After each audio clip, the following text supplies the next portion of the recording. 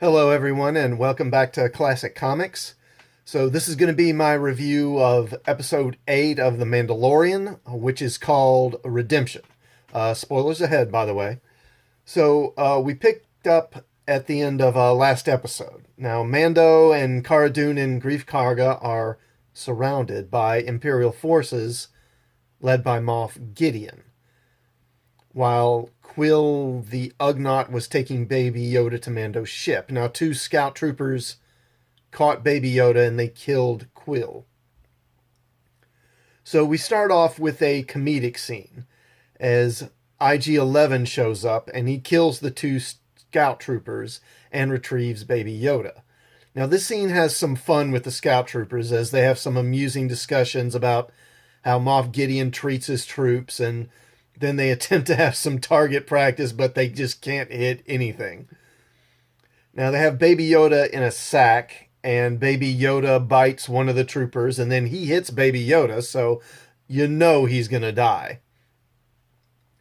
Now, IG-11 shows up and kills the troopers, and he retrieves Baby Yoda, and then he hops on a speeder bike and he heads into town, where he attacks the Imperial forces and helps Mando and the others break up the standoff. Now, while this was going on, Moff Gideon was talking with the good guys, and he knows who they are and quite a bit about them. And we learn some of their backstory. We learn that Cara Dune is from Alderaan, that Greef Karga is a disgraced magistrate of some kind, and we also learn Mando's real name, which is Din Djarin. Then IG-11 arrives and a firefight ensues, and Moff Gideon shoots the battery of a heavy blaster, and the explosion injures Mando, and the group has to retreat back inside. Then a stormtrooper with a flamethrower attacks and tries to burn them out, but Baby Yoda turns back the flames with the Force. Mando then sends the others down into the sewers to escape and make their way to the Mandalorian Enclave. Now, while they do this, IG-11 treats Mando's injuries, and we finally get to see his face. And he looks like, well, Pedro Pascal, as you would expect.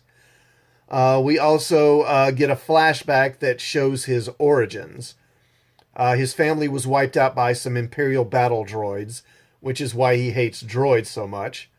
But he was saved by a group of Mandalorians, and they adopted him, more or less. Now, IG-11 treats his wounds, and then he catches up with the others, but the Mandalorians have been wiped out except for the Armorer.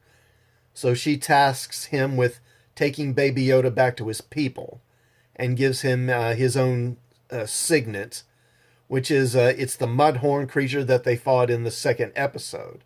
And she also gives him a jetpack. So finally he has a jetpack. The group then takes a barge down an underground river of lava. But the exit is guarded by the stormtroopers. IG-88 self-destructs to kill the troopers and help the others escape. But then Moff Gideon attacks in a TIE fighter. Now, Mando uses his jetpack to get on board the TIE fighter, and he plants a couple of bombs, and those wind up blowing up and bringing the TIE fighter down. Then Mando and the others say their goodbyes to one another, and he and Baby Yoda fly off for more adventures. But we get to see Moff Gideon cut his way out of the TIE fighter, and Gideon has a darksaber, like the one used by the Mandalorians in the Clone Wars. So that's just a really cool ending and a really cool setup for the next season. So this episode was really good, and the series really ended strong. Pretty much everything in this episode was on point. One thing you notice is the humor, which isn't surprising since Taika Waititi is the director, and he does a great job here. The action is some of the best we've seen in this series so far, and the jokes all land pretty well. We get some nice character moments as we learn more about them and about their history. There was also some genuine drama here, in my opinion. We pretty much know that Mando and Baby Yoda are going to live, but I kept expecting either Cara Dune or Greef Karga to get killed, but they didn't. And that helped keep me engaged in the episode. So, overall, how is this series? Well, it's pretty good. As I've said before, it's pretty obvious that the show is based off of that Boba Fett movie that was announced and then canceled by Disney, which they then repurposed into a TV show. This really is obvious in the first few episodes, during which the plot really drags and frankly just not a whole lot happens. And it's obvious they're just kind of marking time. But the show really begins to pick up around, I think, the 5th episode, The Gunslinger, and it's really quite good from that point on, with good action, good plot twists, good use of established Star Wars mythology, good special effects, and the effects are great as you would expect.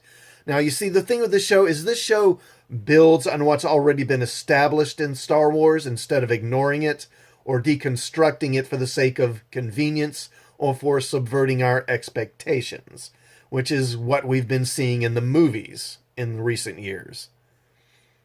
So yeah, I like the show, and as long as they will continue to make it, and as long as my friend will continue to let me watch it at his place so I don't have to pay for it, I'll continue to watch it because I'm not paying for Disney Plus. Screw them. I'm not giving them my money.